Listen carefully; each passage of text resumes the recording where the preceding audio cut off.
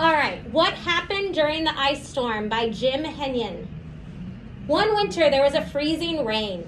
How beautiful, people said when things outside started to shine with ice. But the freezing rain kept coming. Tree branches glistened like glass, then broke like glass.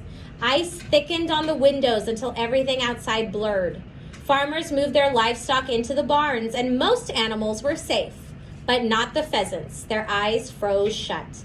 Some farmers went ice skating down the gravel roads with clubs to harvest the pheasants that sat helplessly in the roadside ditches.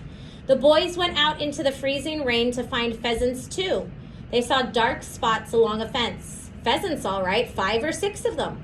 The boys slid their feet along slowly, trying not to break the ice that covered the snow.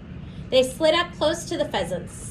The pheasants pulled their heads down between their wings. They couldn't tell how easy it was to see them huddled there. The boys stood still in the icy rain. Their breath came out in slow puffs of steam. The pheasants' breath came out in quick little white puffs. Some of them lifted their heads and turned from side to side, but they were blindfolded with ice and didn't flush. The boys had brought clubs or sacks or anything but themselves.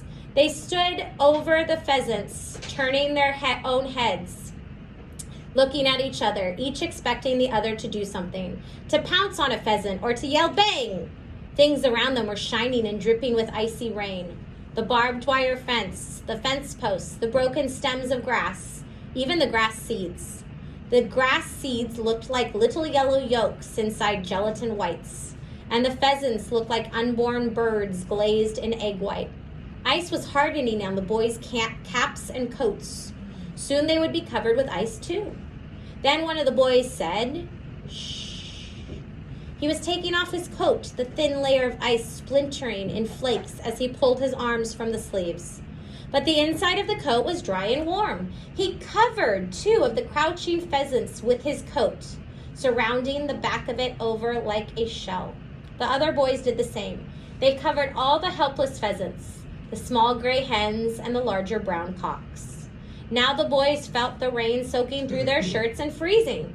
They ran across the slippery fields, unsure of their footing, the ice clinging to their skin as they made their way toward the blurry lights of the house.